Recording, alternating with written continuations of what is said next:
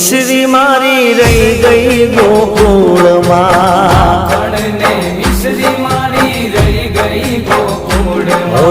માખણને મિશ્રી મારી રહી ગઈ ગોકુળમાં માખણને મિશ્રી મારી રહી ગઈ ગોકુળમાં ઓ નંદલાલા ને માતા યશોદાજી સાંભળે નંદલાલા ને માતા યશોદાજી સાંભળે મમતાની મૂર્તિ મારી રહી ગઈ ગોકુળમાં